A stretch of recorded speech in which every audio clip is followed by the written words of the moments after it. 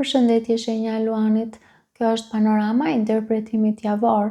Pas lutjes dhe meditimit, kartat i ndava në 4 sfera jetësore, të cilat janë gjendja juaj, familja, dashuria, puna dhe një prizëm orakull.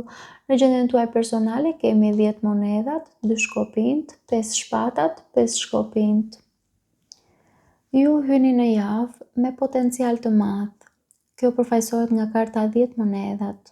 Ju nuk jeni në mungesë, ju keni ndërtuar diçka, qoftë stabilitet emocional, qoftë stabilitet profesional, qoftë stabilitet material. Por 2 shkopinjt tregon që brenda jush ka një lëvizje. Ju nuk doni të qëndroni aty ku jeni, po mendoni për një hap tjetër. 2 pesat tregojnë tension, pra 5 shpatat dhe 5 shkopinjt. Këto karta tregojnë gjithashtu konflikt me të tjerët ose me veten.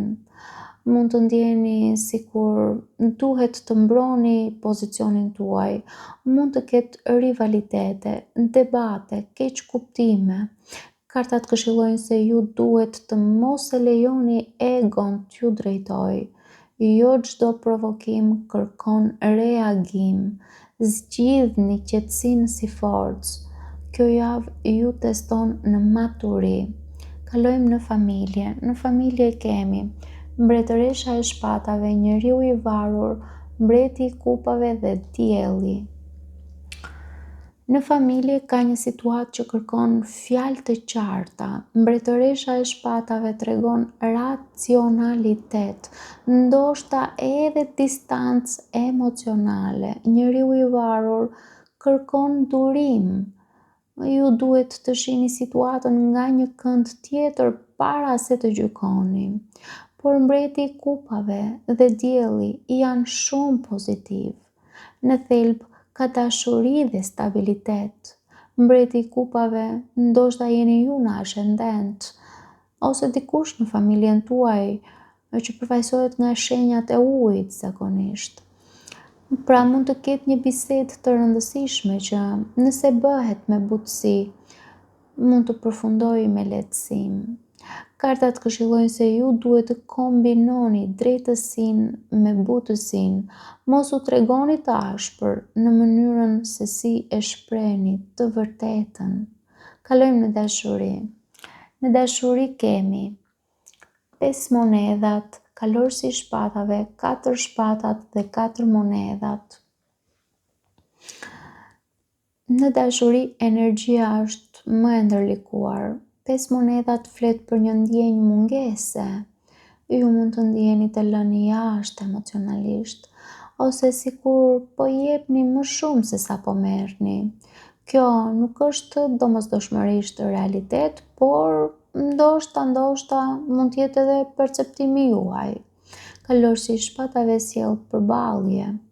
Mund të ketë një bisedë të drejtë për drejtë, ndoshta të tensionuar, të vrazhd. Ju ose personi juaj mund të reagoni shpejt, pa filtruar emocionin. 4 shpatat tregon nevojë për pauzë. 4 monedhat tregon mbrojtje. Pra, ju po e mbani zemrën të mbyllur disi, por ruani veten në një farë mënyre. Nëse jeni në një marrëdhënie, ju duhet të pyesni veten, apo heshtni sepse dëshironi paqe, apo sepse keni frikë të thoni çfarë ndjeni. Kjo javë kërkon komunikim të qartë, por të qetë, jo sulm, jo akuza, thjesht shprehje të sinqerta. Nëse jeni vetëm, ju mund të tërhiqeni nga dikush shumë i drejtë për drejtë, por mos u nxitoni. Shikoni nëse personi ofron stabilitet, apo ndoshta ofron thjesht impuls momental. Kartat këshillojnë se ju duhet të mos e mbyllni zemrën për shkak të frikës dhe mungesës. Flisni për atë që ju mungon dhe që ju mundon në të vërtetë. Mos e lini krenarin t'ju izolojë. Kalojmë tek puna. Në punë kemi Asi i shkopinjve, 6 kupat, 9 shpatat dhe budallai. Në punë, energjia duket shumë interesante dhe e fuqishme. Asi i shkopinjve është një fillim i ri, një ide, një projekt, një shkëndij krijuese. Mund të jetë edhe një njohje pasionante në punë.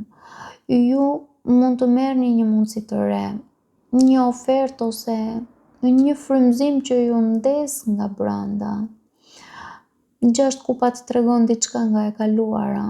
Mund të jetë një projekt që e kishit lënë pezull, një bashkëpunim me dikë që e njihni prej kohësh, ose një ëndër e vjetër që rikthehet. Por 9 shpatat tregon ankth. Ju po mendoni shumë, po e analizoni çdo skenar negativ, po friksoheni nga dështimi përpara se të filloni. Oho, budallai është çelësi. Ai ju thot, filloni, nuk ka nevojë që ta dini çdo detaj, pra mos kërkoni siguri absolute. Narrativa e kësaj jave në punë është pak a shumë kështu. Ju keni një mundësi për një fillim të ri, por frika e gabimit ju mban pezull. Ju mund të qëndroni në zonën e rehatisë, pra ku jeni këtu me kartën e 10 monedhave, që është gjendja juaj personale, dhe mund të jetë edhe opsioni tjetër që të dilni në terren të ri me budallain. Pra, kartat këshillojnë se ju duhet të mos lejoni ankthin të jetë më i fortë se vizioni juaj.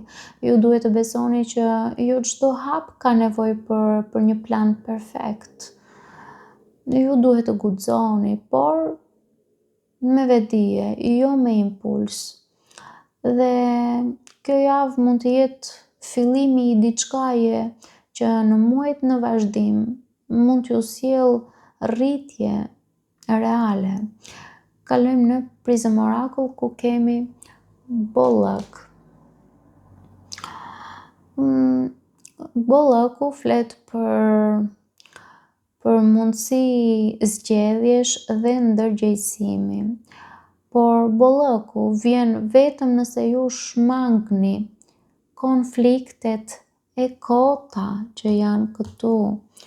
Nëse ju komunikoni me butësi në familje, nëse ju hapni zemrën pa u mbrojtur te imase në dashuri, nëse ju guxoni dhe hidhni hapin e besimit në punë.